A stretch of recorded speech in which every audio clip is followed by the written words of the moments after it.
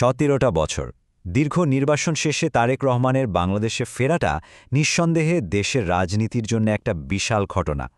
আর বিএনপির চেয়ারম্যান হিসেবে দায়িত্ব নেওয়ার পর তিনি যেসব নতুন প্রতিশ্রুতির কথা বলছেন তা নিয়ে তো এখন সবার মধ্যেই চলছে আলোচনা। তো চলুন এই প্রতিশ্রুতির পেছনের বাস্তবতা আর ভবিষ্যতের সম্ভাবনাগুলো একটু কাছ থেকে দেখা যাক। মূল প্রশ্নটা কিন্তু ঠিক এখানেই। তার এই যে ফেরা, এটা কি দেশকে সংস্কারের কোনো নতুন পথ দেখাবে, নাকি সেই পুরনো বিতর্কিত অধ্যায় আবার আমাদের ফিরিয়ে নিয়ে যাবে? এই দ্বিধাটাই কিন্তু আজকের আলোচনার একেবারে কেন্দ্রে। তার রাজনৈতিক পথ চলার দিকে যদি আমরা সংক্ষেপে একবার তাকাই, তাহলে ব্যাপারটা আরও পরিষ্কার হবে। দেখুন, ২০০১ থেকে ২০০৬ সাল বিএনপি ক্ষমতায়, আর সেই সময়টাতেই হাওয়া ভবনকে কেন্দ্র করে তার উত্থান। এরপর ২০০৮-এ শুরু হলো নির্বাসন। পাক্কা ১৭টা বছর পর ২০২৫ সালের ডিসেম্বরে তিনি দেশে ফিরলেন এবং পরের মাসেই অর্থাৎ ২০২৬ সালের জানুয়ারিতে দলের সর্বোচ্চ পদের দায়িত্ব নিলেন। এই পুরো জার্নিটা মাথায় রাখলে তার বর্তমান অবস্থান আর সামনের চ্যালেঞ্জগুলো বুঝতে কিন্তু খুব সুবিধা হবে। এখন আসা যাক সবচেয়ে বড় বিষয়টাতে, আর সেটা হলো তার অতীতের দীর্ঘ ছায়া। প্রশ্নটা খুব সহজ, কিন্তু উত্তরটা ততটাই কঠিন। দুর্নীতির এত বড় অভিযোগের ইতিহাসকে পেছনে ফেলে একজন নেতা কি সত্যিই সামনে এগোতে পারেন? সংখ্যাটা দেখুন, ৭৫। তার বিরুদ্ধে মোট মামলার সংখ্যা ৭৫টি। এটা কিন্তু শুধু একটা সংখ্যা নয়, এটা আসলে তার রাজনৈতিক জীবনের সাথে জড়িয়ে থাকা অভিযোগগুলোর বিশালতার একটা প্রতীক। এই সংখ্যাটাই যেন সেই অতীতের ছায়াটাকে আরও দীর্ঘ করে তোলে, যেখান থেকে বেরিয়ে আসাটাই তার জন্য এখন সবচেয়ে বড় চ্যালেঞ্জ। আর অভিযোগগুলো কিন্তু কোনো সাধারণ অভিযোগ নয়। গ্রেনেড হামলা, হত্যা, দুর্নীতি, অর্থপাচার, অবৈধ সম্পদ অর্জন, খুবই গুরুত্বপূর্ণ সব অভিযোগ। এমনকি বিভিন্ন মামলায় তার ১০, ৯ বা ৭ বছরের কারাদণ্ডও হয়েছিল, যদিও পরে সেই দণ্ডগুলো বাতিল হয়ে যায়। আর এই সব কিছুর কেন্দ্রবিন্দুতে যে নামটা বারবার ফিরে আসে সেটা হলো হাওয়া ভবন। এটা কিন্তু শুধু একটা বিল্ডিংয়ের নাম ছিল না। অভিযোগ অনুসারে এটা হয়ে উঠেছিল ক্ষমতার একটা সমান্তরাল কেন্দ্র, একটা সংগঠিত দুর্নীতির মডেল। বলা হয় সরকারি বড় বড় টেন্ডার থেকে শুরু করে প্রশাসনে কে চাকরি পাবে সবকিছুই নাকি এখান থেকে নিয়ন্ত্রিত হতো। আচ্ছা, শুধু অভিযোগ না, আন্তর্জাতিক রিপোর্ট কি বলছে? ট্রান্সপারেন্সি ইন্টারন্যাশনালের ডেটা যদি দেখেন তাহলে দেখবেন ২০০১ থেকে ২০০৬ সাল পর্যন্ত, মানে বিএনপি শাসনামলে, বাংলাদেশ একবার দুবার নয়, টানা ৫ বছর বিশ্বের সবচেয়ে দুর্নীতিগ্রস্ত দেশের তালিকায় ১ নম্বরে ছিল। এটা কিন্তু কোনো বিচ্ছিন্ন ঘটনা নয়, বরং সেই সময়ের প্রাতিষ্ঠানিক দুর্নীতির গভীরতার একটা আন্তর্জাতিক স্বীকৃতি। তো এই গেল অতীতের কথা, কিন্তু মুদ্রার তা আরেকটা পিঠও আছে, তাই না? অতীতের এত ভারী বোঝা মাথায় নিয়েও দেশে ফিরে তারেক রহমান কিন্তু সংস্কারের একটা নতুন স্বপ্ন দেখাচ্ছেন। তার নতুন একটা slogan, I have a plan, বেশ সাড়া ফেলেছে। এটা তার ভবিষ্যৎমুখী বার্তার একটা খুব সহজ কিন্তু বেশ শক্তিশালী প্রকাশ বলা যায়।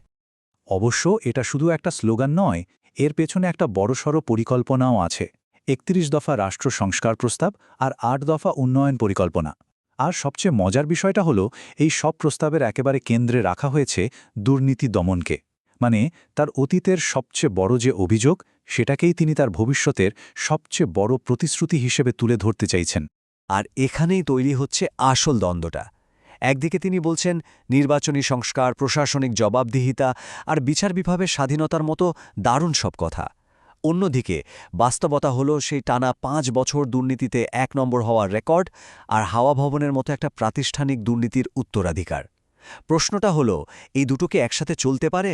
বাংলাদেশে দুর্নীতির সমস্যাটা যে কতটা গভীরে, সেটা বুঝতে আমাদের একটু ইতিহাসের দিকে তাকাতে হবে।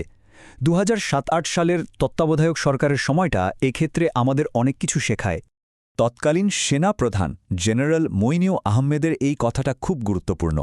তিনি তার বইয়ে লিখেছেন, দুর্নীতির কারণেই নাকি বাংলাদেশের জিডিপি মালয়েশিয়া বা চীনের চেয়ে প্রায় ২% পিছিয়ে ছিল। তার মানে দুর্নীতি শুধু একটা নৈতিক সমস্যা না, এটা আমাদের অর্থনৈতিক উন্নয়নের পথে সবচেয়ে বড় একটা দেয়াল। সেই তত্ত্বাবধায়ক সরকার দুর্নীতি দমনের জন্য কিন্তু বেশ কিছু ঠোস পদক্ষেপ নিয়েছিল।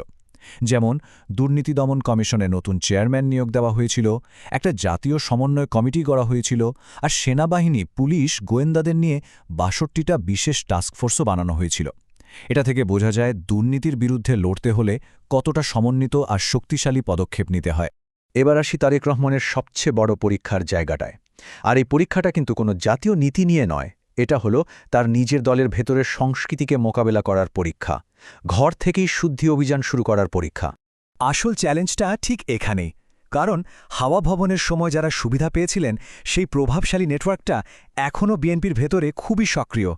দলের টাকা পয়সা, নির্বাচনী ব্যবস্থা অনেক কিছুই তারা নিয়ন্ত্রণ করেন। প্রাতিষ্ঠানিক দুর্নীতি থেকে সুবিধা নেওয়াই যাদের রাজনৈতিক সংস্কৃতি হয়ে গেছে, তারা কি এত সহজে কোনো সংস্কার মেনে নেবেন? এরাই কিন্তু যে কোনো সত্যিকারের পরিবর্তনের পথে সবচেয়ে বড় বাধা হয়ে দাঁড়াবে। তাহলে এই চক্র থেকে বেরোনোর উপায় কি? বিশেষজ্ঞরা বলছেন সমাধানটা লুকিয়ে আছে কিছু মৌলিক প্রাতিষ্ঠানিক সংস্কারের মধ্যে, যা বাংলাদেশে একটা সত্যিকারের পরিবর্তন আনতে পারে। তো সত্যিকারের সংস্কারের পথটা আসলে কি? কয়েকটা মৌলিক পরিবর্তনের কথা বারবার বলা হয়, যেমন ধরুন দুর্নীতি দমন কমিশন বা দুদককে সাংবিধানিক প্রতিষ্ঠানের রূপ দেওয়া, যাতে কোনো সরকারের প্রভাব ছাড়াই এটা কাজ করতে পারে। একজন জাতীয় ন্যায়পাল বা লোকপাল নিয়োগ দেওয়া, বিচার বিভাগের সম্পূর্ণ স্বাধীনতা নিশ্চিত করা, যা ছাড়া আইনের শাসন সম্ভবই না। আর সবশেষে রাজনৈতিক দলগুলোর টাকা পয়সা কোথা থেকে আসে, কোথায় খরচ হয়, সেই ব্যবস্থাকে স্বচ্ছ করা। এগুলোই একটা জবাবদিহিমূলক রাষ্ট্রের আসল ভিত্তি। সব আলোচনার শেষে আমরা আবারও সেই একেবারে শুরুর প্রশ্নে ফিরে এলাম, প্রত্যাশা বনাম বাস্তবতা। বাংলাদেশের ভবিষ্যৎ কিন্তু নির্ভর করছে এই দ্বন্দ্বের সমাধানের উপরেই। দিন শেষে সুন্দর কথা বা দারুণ পরিকল্পনা দিয়ে তো কিছু প্রমাণ হবে না। আসল প্রমাণটা আসবে কাজ দিয়ে। সবাই তাকিয়ে থাকবে এটা দেখার জন্য যে তিনি দুর্নীতির বিরুদ্ধে, বিশেষ করে নিজের দলের ভেতরে দুর্নীতির বিরুদ্ধে কতটা কঠোর পদক্ষেপ নিচ্ছেন। সেটাই ঠিক করে দেবে এটা একটা নতুন যুগের শুরু নাকি সেই পুরনো ইতিহাসেরই পুনরাবৃত্তি। তাই শেষ প্রশ্নটা খোলাই থাকল, আমরা যা দেখছি তার পেছনে কি শুধুই ক্ষমতায় ফেরার একটা রাজনৈতিক কৌশল কাজ করছে, নাকি এটা সত্যিই দেশকে বদলানোর একটা আন্তরিক প্রচেষ্টা? এই প্রশ্নের উত্তরের মধ্যেই কিন্তু লুকিয়ে আছে বাংলাদেশের আগামী দিনের রাজনীতির গতিপথ।